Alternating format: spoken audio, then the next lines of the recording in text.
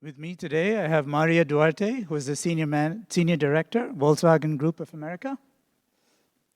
And I'm Sriram Devanathan. I'm the GM for Amazon Q Apps. And we have Nupur Bansal, who is the Senior Product Manager for Amazon Q Apps. Thank you. So,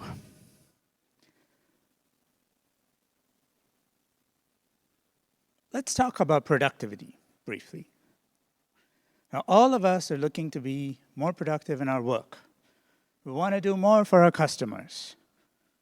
But let's dig into what that word means. So before I came here, I searched on the internet, and this is what I found. Basically says, work harder, work smarter. Now, is that very exciting? I think all the folks in the room, you're probably already doing that. So I don't think this helps by itself. Kind of reminds me of when I was a kid, and we played a bunch of sports, but there was one game that I was not good at. And it's basketball, and I think you can guess why, right? I was just not as tall as my teammates, right? And so the teacher said, you know, Sriram, you need to practice more, you need to practice jumping, you need to do all of this. But it was never good enough. The reason is I needed a boost. I needed a superpower that would help me.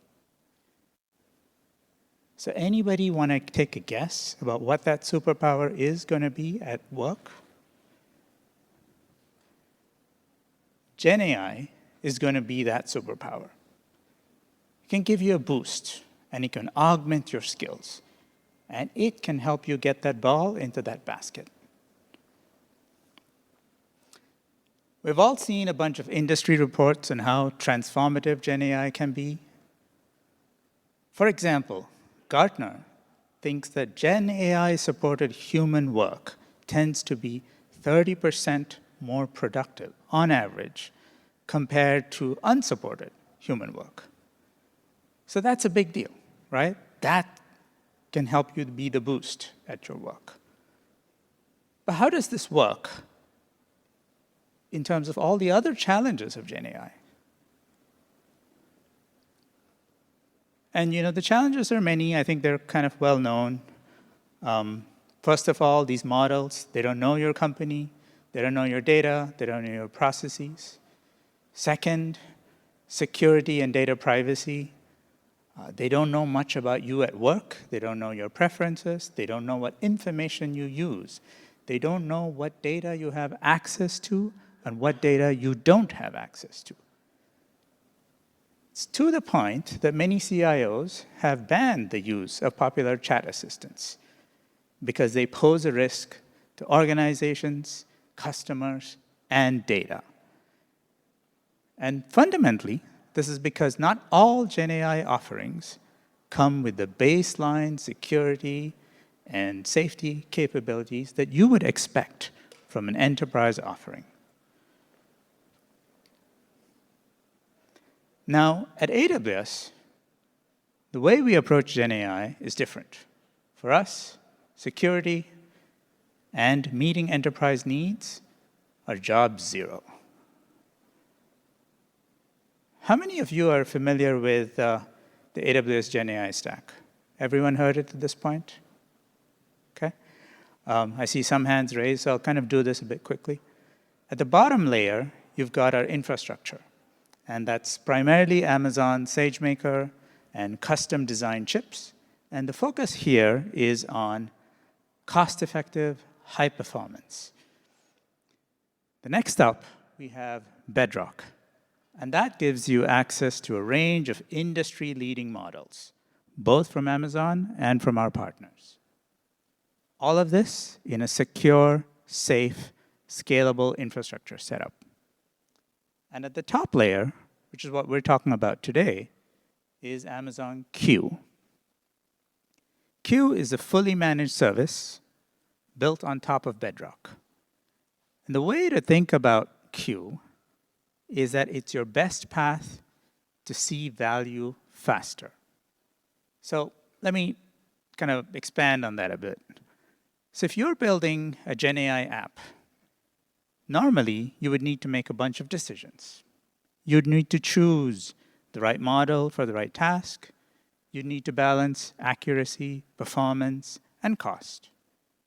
And if you're building a RAG-based application, then you have a bunch more things to figure out. What Q does is Q frees you up from all of this undifferentiated heavy lifting, because Q gives you a managed service that takes care of all of these. In short, Q Business allows you to iterate quickly and take your ideas to production.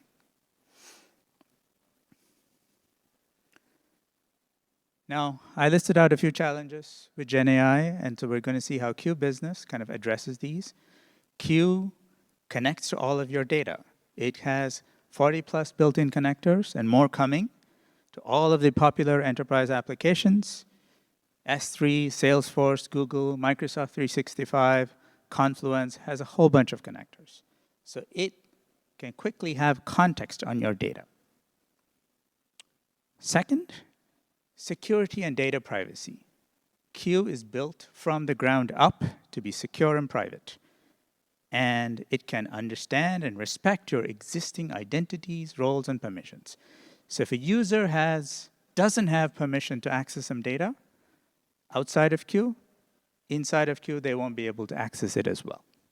And lastly, compliance. Q offers admins a whole range of ways to apply guardrails to customize and control your responses. Now, Q Apps, which is what we're going to talk about today, leverages all of this and helps you automate your daily tasks. Essentially, Q Apps is the simplest way for your teams to use Q Business on a daily basis. So with that, I'd like to invite Nupur to talk about what more you can do with Q Apps. Okay, great. Thanks, Sriram. I think I'm going to take a step back for a quick recap, because not all of you may be familiar with Q Business.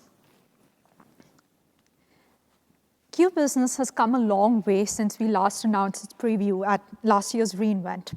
It is now generally available, it has a lot more features, but most importantly, it's being loved by our customers. Before we go any further, a quick show of hands, or just a nod that I can see up from here without being blinded by these lights. How many of us here feel like we have a good answer for, or have asked just the question, how does generative AI really help me with my daily work? Quick show of hands. I know it's Monday morning, we're just getting, okay, I see some hands. Okay, great. We really hope AWS is part of that success story, but I see a lot more non-hands up in the air. You're not alone.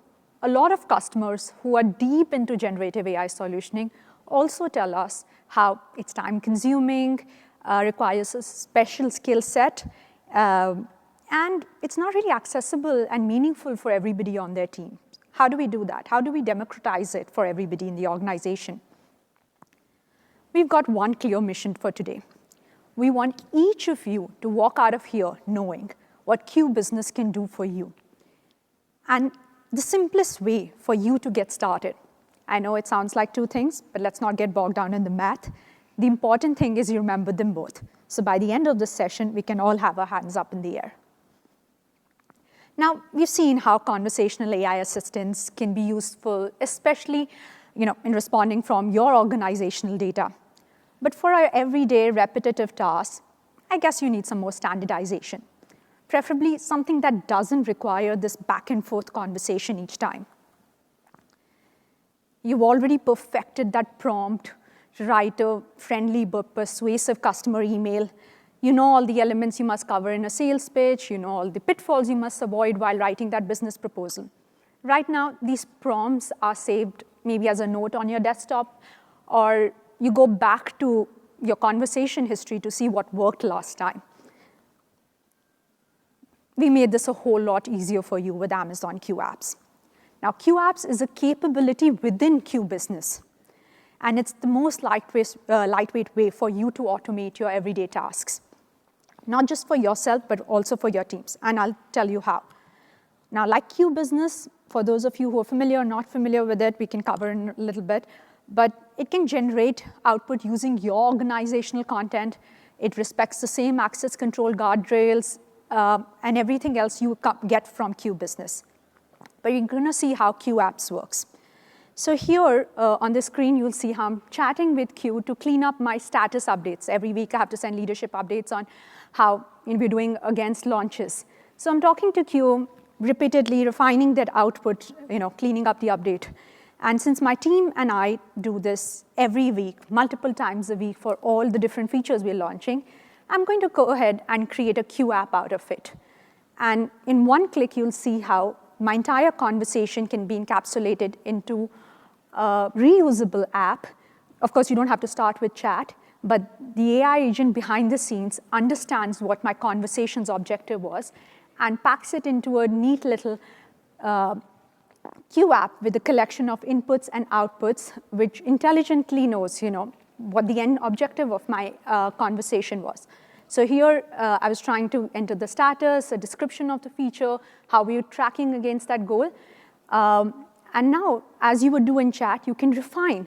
But this refinement is a one-time thing, right? You're going to give it instruction like, keep it factual, don't go off the rails and make up something.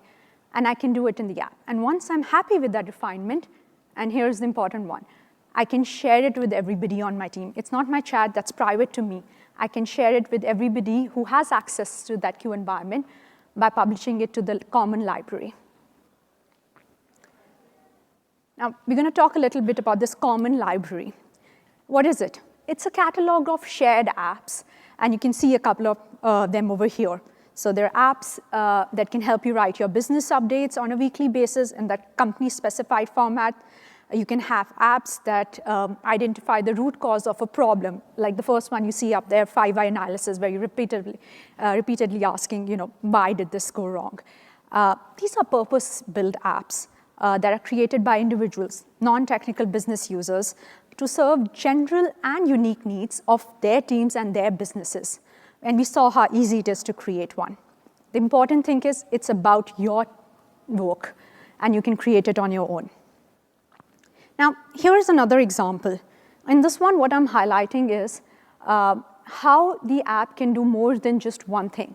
So again, we have a Q&A kind of a question where the IT troubleshooting app, you can ask, how do I set up my printer? And using your organizational knowledge, it answers the question, but it doesn't stop there. It also goes ahead and gives you the option to file a ticket if the answer was not sufficient. So here it's answering that question from your IT guide, and in the next step, you have this, in your workflow, you set up that option to say, hey, if it's not enough and you need more help, you can file that ticket. And this is an action you're taking outside of the Q business. So we have a lot more actions coming up, and we continue to expand those. Now, the apps that you've seen so far, they've all been stateless. There's no record maintained of the input and the output generated, well, except in the last case where we filed a ticket outside the Q business system. But we recognized that there are several use cases that require some kind of persistent storage. Now, you might want to collect inputs for your project ideas. You want to get a pulse on your employee satisfaction, send out a survey for that, even collate, questions for the next town hall meeting. For that, we have, and recently announced this, the data collection feature.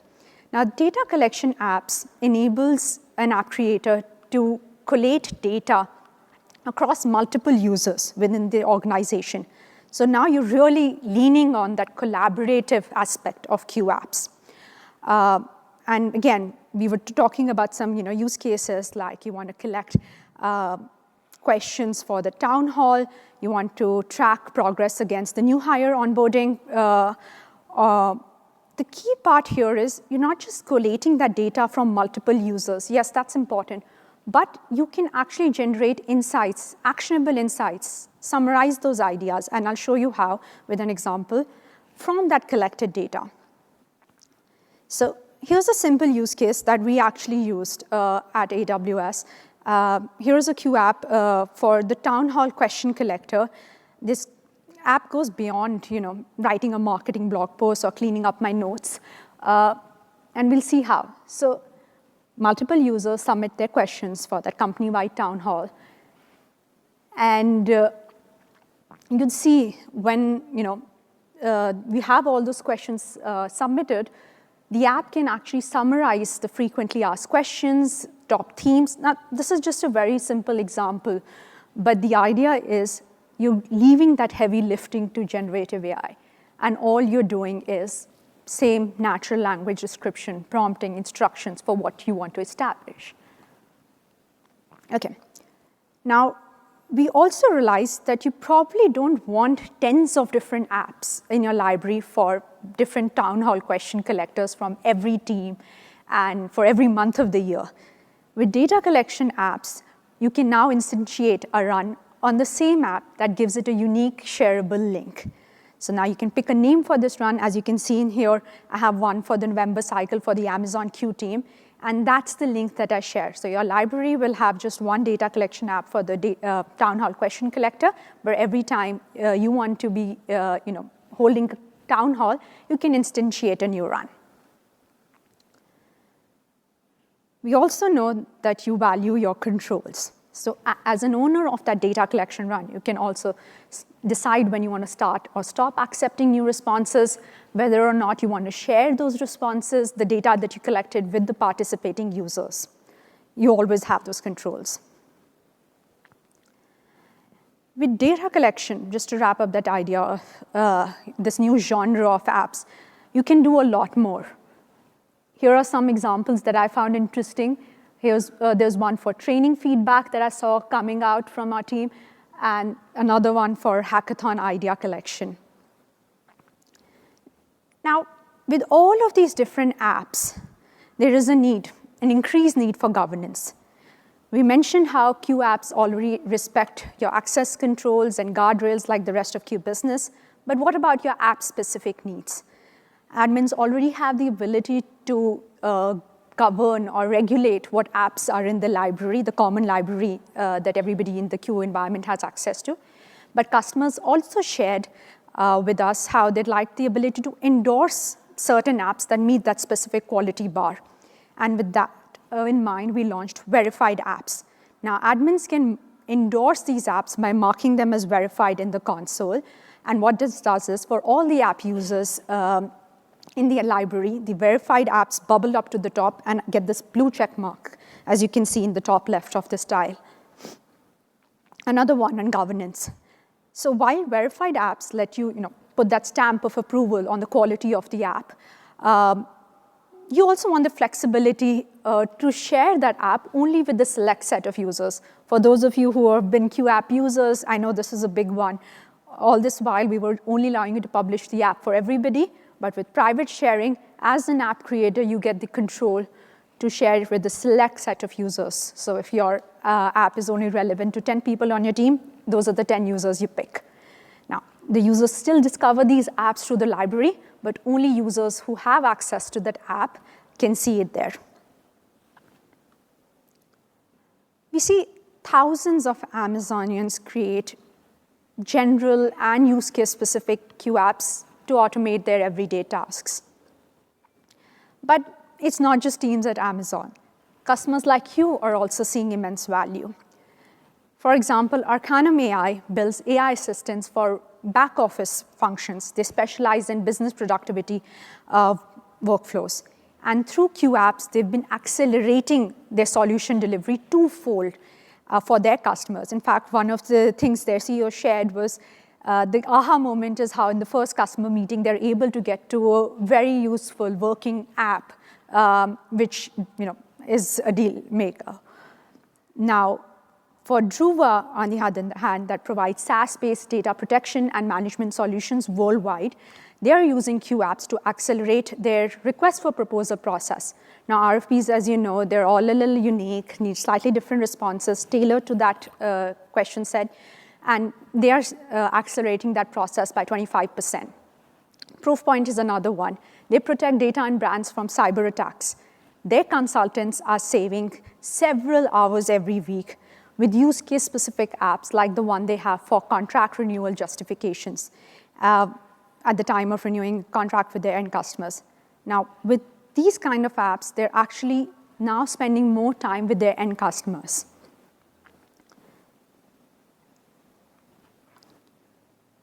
This is a great segue for you to hear from one of our customers that needs no introduction on how they discovered and are successfully using Q apps. Their story represents one of ease and value that we hope to bring to all our customers. With that, I'd like to bring on stage Mario, Senior Director of Learning, Training, and Development with the Volkswagen Group of Americas, to share their journey on Amazon Q apps.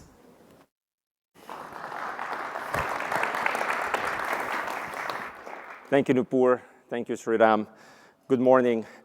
I will share with you how we went from not even considering generative AI application into our day-to-day activities to fully and successfully launching a tool through Q apps in less than 2 months. I would love to say it was in less than a week, because technically it was in less than a week, but it took longer to go through the administrative process to get the approval to actually do it and getting some of the confirmations. Before I dive into the use case, I would like to share a very brief story about myself. And the main reason I want to share is because the context is related to what we faced a couple of months ago when we were having a problem that we needed to solve, and we really didn't have a lot of options. So I am originally from Monterrey, Mexico. And like many kids and like many of my friends, my dream was to be a soccer player. I had nothing else in life that I wanted to do other than playing soccer. And that was not just a dream, it was a really, truly, I was for it. But my father had different plans. He wanted me to go to college and have a professional career, not a soccer player career. So I was not allowed to get into the academies of the professional teams in my team. In my city. So that was the first time that I, without knowing, started to understand what adapting and adopting means. I had to adapt to my father's plans. I really had no other choice, right? And I had to adopt what his plans were. So fast forward, 17 years old, I actually finished high school. I have my registration to university. I go to the summer camp and the tryouts. And long story short, don't want to bother you, I made it to the third squad of one of the professional teams. I was going to be a soccer player. I just needed to also do this thing called university, right? So all practices were in the morning. I really didn't care what I was going to study, but I liked math, so I was going to get into engineering. Go to my classes, and I come to realize, sorry, there's no classes all evening. You have to take some in the morning. So I had to adapt and adopt again. So I asked, what career do you have that has all classes on nights? It's a business administration. Okay, just this semester or all throughout? All throughout. Okay, change me. So 17-year-old decision, right? Long story short, I was not a professional soccer player, and I'm not an engineer. But I've been able to really do a lot of things that I love to do. So the plan here, the thing here is this adapting and adopting and how it relates to what I'm going to be showing you here in a minute. From there, let's go to Volkswagen. I don't think I have to spend too much time explaining what Volkswagen is, but I want to share a couple of pieces of data that are related to the context of the problem we were having. So Volkswagen Group is a worldwide company. It's one of the largest employers in the world. It is one of the 2 largest automakers in the world, and it's definitely the largest automaker in Europe. It's large. It has a lot of brands, so it's not just Volkswagen. Volkswagen Group is not just Volkswagen brand. You can see all of the brands that are part of the Volkswagen Group portfolio. It looks nice and a lot of iconic models, a lot of iconic brands, but it makes it very complex. So it is a large and complex organization. We have over 120 plants all around the world, some of them from just one brand, some of them that produce cars from 2 different brands, 3 different brands. Really, truly, I don't know how to describe how complexity our organization is sometimes. From there, we go to Volkswagen Group of America. We've been in the US for 75 years. Hopefully, you all saw that great Super Bowl commercial earlier this year, celebrating our milestone. In the US, we do not have that amount of brands, but we do have also a set of brands within Volkswagen Group of America. So we are not as complex as Volkswagen Group worldwide, but we also have our own complexity. We have about over 10,000 employees in the US, and we have close to 30 locations from west to east, from north to south, all throughout. We cover most of any business landscape that you will think, from research and development in the US also, from technology development, from manufacturing, from sales, marketing, distribution, financial services we also have and are part of it, and then we have our different brands. Our two main locations, though, are Reston, Virginia. It's in the suburb on Washington, D.C. That's where our headquarters are, sales organization. And then we have our manufacturing plant in Chattanooga, Tennessee, which is actually where I work from. Yep, so a lot of also complexity and a lot of different type of business, let's say. Manufacturing corporate is very different. The last thing I'll mention about the US, as of December of last year, the manufacturing plant used to be a separate legal entity, like everybody else. So we were the same company, but we were very different. We were doing things very different. So throughout this year, we have been harmonizing a lot of processes, policies, procedures, and systems too. So it had added, once again, complexity is a word here in my presentation. So that's Volkswagen Group, Volkswagen in the US. The project in which we use the AWS Q apps was related to human resources and an implementation of a new human resources system. This is a global project. It was not just the US. Before this project started, there were more than 100 different human resources system setups in the world. Pretty much every plant, every country had their own HR system, separate. Even though we were the same company, everybody was doing things different. So a couple of years ago, this was decided we were going to implement one system for the entire Volkswagen Group worldwide. And not just one system, one global template. What that means is that what all these other over 100 systems were doing, everything had to change. So we go back to adapt and adopt. We all had to adapt what was decided in Germany, not just systems-wise, but process-wise. And we all have to change to this. So a human resources system, for those that are not too familiar with it, is basically the system in which we do this. It's not going through. There you go. It is the system that holds the HR master data for all of our employees, and it holds the modules that are needed to do every single function in HR from hire to retire. So there's a recruiting module, there's an onboarding module, there's a learning management system to track and manage skills, the performance and goals, succession and development, compensation and variable pay. So once again, all of the functions in human resources. This comes with something called Employee Central, which is where the module that houses the master data for all of the employees, and then all of the reporting related to any of these modules and HR functions. Now, there's one thing that it's not visible, that very few know. Whoever, like myself and my team that are working on the project, know how important this is, but it's something called skills profile. The skills profile is actually what merges all of these other modules together. And the skills profile is attached to a job role. So every single position in the organization has a job role. This job role has a set of skills. That's the skills profile. So those are the skills when you're going to post a position. That's the skills that you're looking for. So they're already predefined in the system. Learning management, all of the training that you have to take, it's related to that. The tracking of knowledge of skills that you're tracking is related to skills profile. Now, how are we going to do this? So what it means is that, as I mentioned, skills profile are tied to job roles. The global template we were implementing came with 3,200 job roles. In the US, I mentioned we had 10,000 employees, but we actually came up with 4,000 unique job descriptions. Why 4,000? Because there are some job descriptions that have more than one employee. The more clear example is in our production facility, we have over 4,000 production team members. All 4,000 are just one of those job descriptions. So we have to match each of these unique job descriptions with one of the 3,200 job roles in the global template. So think about you being the person that is sitting down in front of a computer, reading each of those job descriptions one by one, and then looking at the 3,200 job roles and saying, I think is this one. That's a lot of work, right? And it's not just about the amount of work, it's the accuracy and the consistency were extremely important for us. So we had to map and we had to match these job roles and job descriptions. How would you do that? This is where we started having this problem. As I mentioned, this is a global project.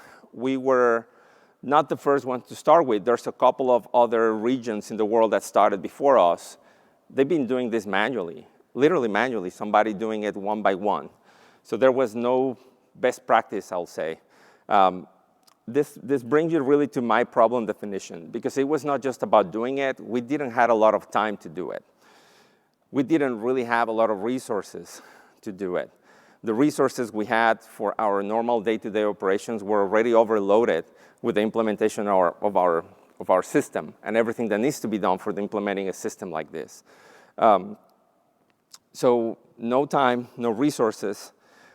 And even if we had the resource from a manpower standpoint, that resource wouldn't have the knowledge to know exactly what was within each of those 4,000 job descriptions, right?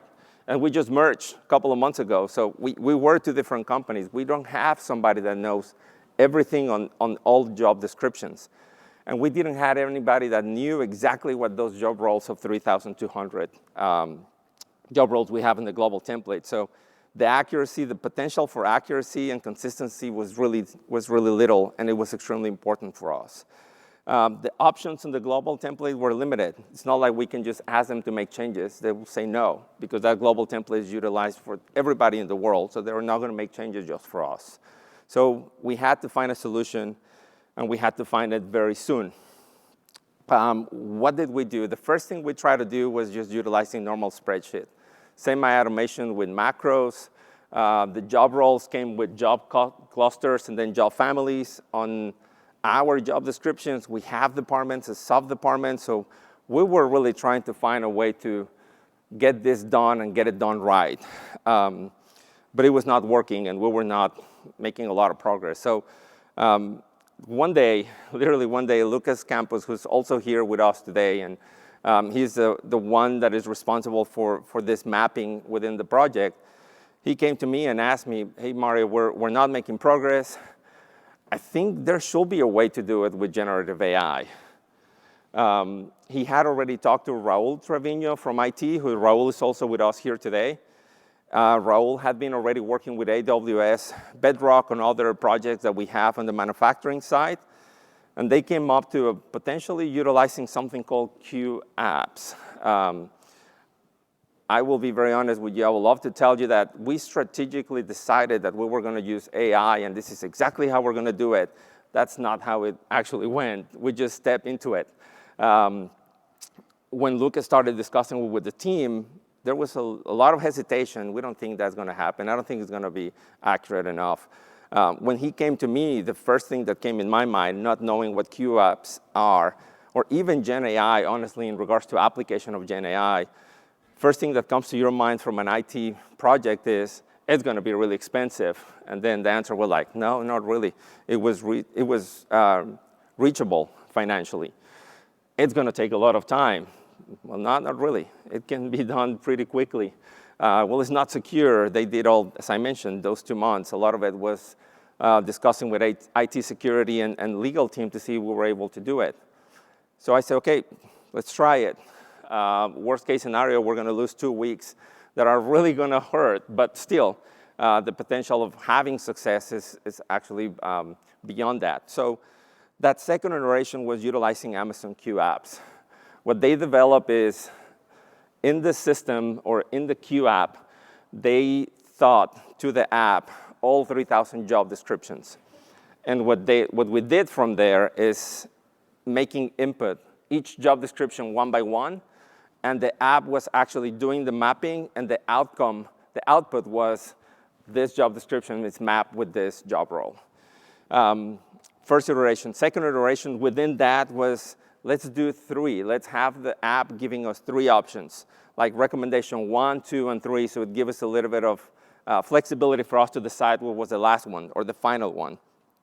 And it was working, but we were still having to copy and paste every single job description and copy and paste the outcome into some sort of document that will be manageable. So that brought us to our third iteration. They also used Python to create an ETL.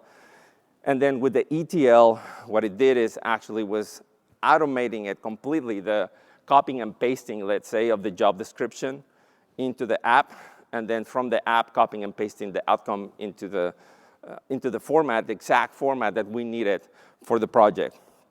So in the next slide, you're going to see a video that shows an example of it. It's dummy data. We were not able to put exactly job description. So our job description here on the top was not 2 rows. It was a lot of rows, a lot of words. But that is exactly how it actually worked. When I show it to you, and when I was actually putting this presentation together, it looks pretty simple, right? But it was extremely powerful because we were able to achieve our deadline. We were able to do it accurately. We were able to do it consistently. The actual final result came on a weekend. So after several iterations, checking it, confirming, making audits to see if it was accurate, the last thing was on a weekend, we left 5 iterations of this running at the same time, all independent to see what type of outcome we were getting. We came back to Monday. We looked at the output, and the output of all 5 iterations was exactly the same. We did audit on several of those just to confirm that it was accurate. It was accurate. So we had made it. We actually were able to achieve the mapping or the job mapping utilizing generative AI, when once again, honestly, myself, I have not even considered using AI for something like this. In summary, we were able to successfully launch that AI in a very short amount of time with a very high return on investment, extremely high. We achieved the project due date, and the levels of accuracy and consistency were there. So what's next for us when it comes to Gen AI and actually the utilization of QApps? The first thing is we use this tool, or we generated this tool for the utilization in the US. Well, that can be used on other regions of the world for this exact same thing because it's multilingual. We're working with Canada and Mexico so that we can go ahead and execute it in Canada and Mexico the same. And then it's going to be available for everybody else in the world. So we go from saving hundreds of hours and increasing accuracy and consistency to saving thousands of hours with accuracy and consistency. And it's not just the launch of the project or the system, because I am sure that job role global template with 3,200 job roles will continue to evolve. There will continue to be changes. Our organization will continue to evolve. Positions will change, job descriptions will change. Well, we have the tool. We will always have the tool to keep doing it with the support of generative AI. And it's also multiplied by utilizing it throughout the entire world for all of our entities around it. So that's one thing. The other thing is, since then, we actually implemented one more tool for our culture survey. We have an annual culture survey. On the last question, we ask employees to have free text of how we can improve something in the organization. We had over 6,200 comments. Well, after knowing what we were able to do with QApps, that's an aha moment for me to realize how reachable this is. We went ahead and right away contacted Raul and said, Raul, we need an app. And within a day, 2 days, I think we had an app. And we were able to copy, paste, and then get the summary of the comments from the employees. And it's not just doing it. It's not that we were able to do it faster. Honestly, we were able to do something that we were not able to do before. We had somebody going through the comments, and yes, we were getting the main messages, the main topics, the common themes within the comments. But thinking about somebody reading 6,200 comments and doing an accurate summary of those comments, when you compare it to the Gen AI, I mean, the accuracy was amazing. And beyond that, as I mentioned, we have different brands. So we were able to say, OK, this was the overall. Great, thank you. Within minutes, we had it, right? Now we were able to say, what about the Audi employees? OK, Audi employees, copy, paste. Within seconds, we got it. What about hourly employees? Sometimes they have a different needs, depending on the type of job they do. Well, hourly employees, copy and paste. We were able to, within 2 days, really to get a summary of all of our comments and break it down throughout the entire organization by locations too. So what comes really for next, more than technically telling you we're going to continue to use it, to me is more about the awareness. Because I myself was not aware of how reachable Gen AI is, especially with Q apps, with AWS Q apps. So bringing the awareness throughout the workforce, but mainly to the leadership, so that we can keep pushing ourselves to find ways so that we can continue to have use cases for Gen AI, so that we can improve our efficiency and our effectiveness, which in result of all of this, what matters really the most is that we create value for our customers. This is the project that we utilize K-Apps for. Thank you very much. It was a pleasure being here with you.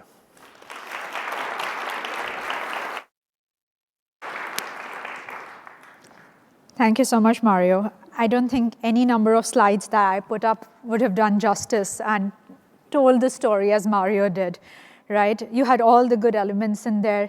There was something about automation, which I actually didn't cover. So Q Apps actually also has APIs. It's not just the web app interface that I was showing earlier, but it also has these APIs that you can use to connect to any system of your choice. So you can create apps, invoke apps, wherever you'd like. Of course, ROI. We like to hear high ROI and thousands of hours of savings, so all those are good things. Now, back to our mission for today.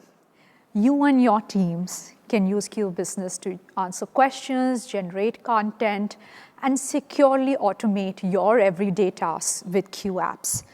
It's that time where I'm going to, again, do a show of hands. No, maybe yay or nay. Do we feel like we understand Q Business, Q Apps a little better? All those in favor say yay. A. Okay, louder, I know, come on, my microphone is not going to catch that. Once again, all those who feel like they're doing better on the Q Business, Q Apps front, A or nay? Okay, thank you so much for that. You can find more about Q Apps, of course, on the website. It's in the console within the Q Business service, or better yet, catch us right after this. There's a booth at the Expo Hall for Q Apps, so meet us there. And we can't wait to see what you create with it. Thank you so much for being here. We're going to take some questions next.